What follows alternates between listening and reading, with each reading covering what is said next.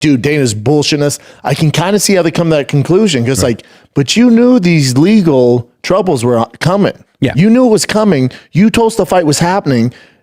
And then John retires because of this. I'm with him. What the fuck is going on? My only conclusion is there's way more to this than we know. That's my only conclusion. Like how peculiar it was, the announcement of his retirement, the timing of the release of this new information. Like what is going on with Albuquerque law enforcement, with the UFC? All of it's what weird. Is weird. And then also the fans are like, he's ducking him. Yeah. I mean, I don't think so because John Jones, I trained with him and maybe because I hold him in such high regard. Man, maybe you're right. Yeah. Maybe he is. Maybe that's the truth. At the end of the day, we really don't know. Yeah. So people are like, he's ducking him or he's not, or Dana knew about this. Dana didn't know about this. The fight was never happening. You might be fucking right. No, none of us know besides Dana, John. Tom definitely doesn't know. Tom's out of the loop. Tom's the one that got over in England, just like, I'm training. He's like, I'm ready to go. And then Dana's calling him, feeding him. Don't worry, dude. Yeah, he told me he's going to do it. Knowing all this stuff's going on, buddy, give him fucking $10 million. You fuck this kid over. The only one who gets fucked out of this is Tom Aspinall. Dana's still Scrooge McDuck. John's still the greatest of all time. Right. Tom's fighting for his fucking legacy, and you just put him on the shelf for a year. No, and if you didn't know this stuff, 2 years, and you just put him on the shelf. Yeah, the fuck are we doing? And Tom, by all account, well, we don't know. I've never met the man. I've never even been in the same state as the man, but he seems like a great guy. Yeah, Aspinall seems like a great dude. Great guy. Grew up in the gym. Close family guy. What is ideal situation now in the octagon? I have my opinions. What do you think? At heavyweight. Here you go. I think. All right. You guys fucked over Tom. He's lost 2 years of his prime. He wants to be the very best. We're going to see how much the UFC actually cares about Tom, depending what matchups are next. Mm-hmm. If they don't think he's the real truth and they don't really give a fuck, you're going to see Cyril Gane, which nobody gives a flying fuck about that fight. Bad choice. You see Cyril Gane, which the fan base is going to revolt, and everyone's going to be so disappointed because you promised this mega fight, which didn't happen. You're going to get Cyril Gane, then you're going to get Almeida, a complete jiu-jitsu guy. Tom's going to fucking annihilate him. So those are going to be his next two fights if they don't give a flying fuck about him. If they want to do what's right and pay back Tom for his time and for all this headache, you would do Alex Pereira next, which is kind of a gimme fight for Tom. He should fucking destroy him. But we don't care about that. You owe him that. Yep. You owe him that. Bring the lamb out the slaughter. And it's a ratings blockbuster. Exactly. Read all to you get ratings. He makes a ton of money. And there is a world where Alex lands a shot and it affects him. You can't be hit that hard and not have it be a possibility. For sure. Yeah. So there's that. And the fan base will go crazy. Okay, we got a super fight. We're not going to complain. You still fucked them over, which, the internet's still going to bark at. But at least you're making it right. So you do Tom Aspinall, Alex Pereira. Cool. That's a great fight. And you do that this year. Man, that's a fantastic fight. Then after that, despite whatever issues Dana has with Francis, it's not 2010. Dana doesn't control everything. It's TKO. You have shareholders.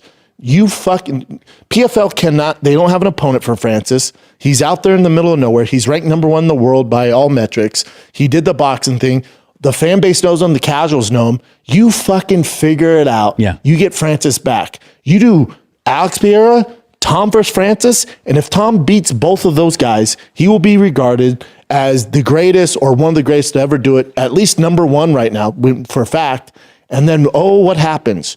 John's gone through his whole legal shit. Now John's like, now I'm down to fight him. Yeah. And then the last final boss is John Jones. It goes Alex Pereira, Francis Ngannou. Your final boss is John Jones.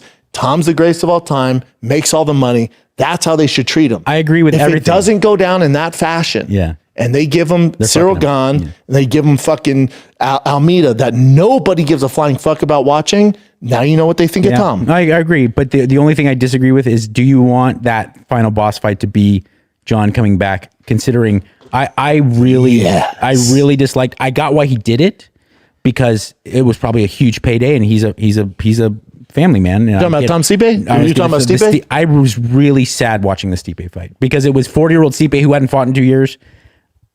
I did not want that to be my last image of a guy who was a fucking legendary. That's how it goes. Heavyweight. Yeah, that's how it goes. That's my sport. That's my only complaint. And he probably made, I don't know, $5-6 million.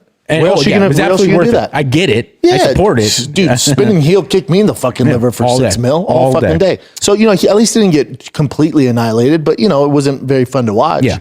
But I do think, and this is also discipline to John. All right, kept this dude on the shelf for 2 years. You've dragged all this shit out. We have to deal with all your legal bullshit. Here's the money that you asked for, whatever, 25 mil. Here's Tom Aspinall at the highest fucking level, confidence through the roof. He took out Alex Pereira. He took out fucking Francis Ngannou. You have no choice. He's the number one fucking guy. Here you go. And then can you imagine how many people are going to be rooting for Tom Aspinall? It's good guy versus bad guy for the number one spot in the heavyweight fucking division in the world. Oh, it would possibly the biggest heavyweight fight of all time. It would be take my massive. fucking money. Massive. If that doesn't happen, Dana, the UFC owes Tom an apology, owes the fan base an apology, because we've been told that we're getting these super fights. Well, we lost to Pereira, Makhachev. We lost fucking Francis. We're not getting the shit that you told us. You're giving these watered down cards. You kind of fucking owe it to us, man. And not to me. I mean, I'll watch it all. I'm a degenerate. You could keep doing it in fucking Apex and I'll watch it, whatever. But you owe it to Tom. Yeah. Because the I division agree. under your guys' account is a complete shit show. There's nobody we give a fuck. It's kind of your fault. It's also, you don't have any fucking recruiters. You don't have any scouts looking for heavyweights. The division, complete fucking nightmare. Do it for Tom, man. And also, You also need stars, bitch. lest we forget all the things you said. I didn't mean to call anybody a Like bitch. I can't think of the last time where I would be like, my dick's hard for this heavyweight fight, and that I would be all three of those fights you mentioned. I'm like, let's go. I cannot wait. Call up the homies and come over. We're gonna party. 100%. So yeah, totally true. And another thing that factors in, I believe it was the King of West Lynn, Mr. Chael Sonnen, who pointed this out. Alex Pereira might literally be the only guy in the history of MMA that can legitimately be champ. I can't think of another one who could ever potentially legitimately pull that off. Islam. You think? 55. Could he go to 85? To 85? I don't know. It'd be tough. To your point, you might be right. There's a very few guys. Islam, maybe Topuria, they're bigger guy. It'd be tough. But to your point, yeah, you're the right. reason I was thinking about what he was saying is like, A, the way Alex fights and the way he hits, true. B, how fucking he's that big. When you see him, you're like, what? How do you not fight at He's heavyweight? 242 now. How do you not fight at heavyweight? Now, I will say but this. But Islam, who is remarkable, is such a control based fighter. Do you think going up to guys that heavy? Because I don't know him, but I've seen him in person, Sean Strickland. And I'm like, you fight at 185? He looks like an NFL fucking football player. They're so big. And I know Islam's so much more skilled than them. He is. Islam's sick. Islam's so And Islam awesome. walks around about 200. Is he that big? Yeah. I've never seen the guy yet. Islam's So maybe it's big. a lot of that. And then also you got to remember, and this is why what Alex is doing is way more impressive. Islam's base is grappling, so his chances of failure is so much smaller than Alex Pereira. Like what Izzy did, being just a striker, dude. It's the level of difficulty is insane because when you fight Izzy, when you fight Alex Pereira, they're not going to submit you. No. There's no wrestling. The game plan.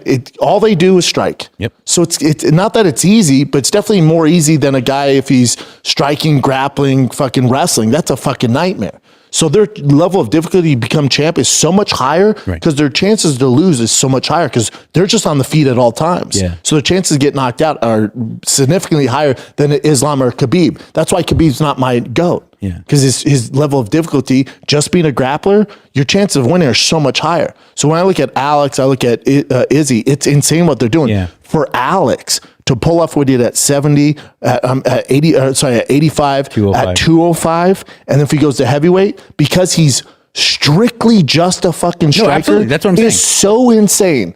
But I will say this, the one knock against him, if there is going to be one, he's a knockout artist at 85. He's a knockout artist at 205. Heavyweight's different. I don't know if his power will translate. And Tom has a chin. Francis has a chin.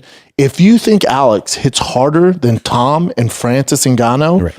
I got beachfront property in Colorado to sell you.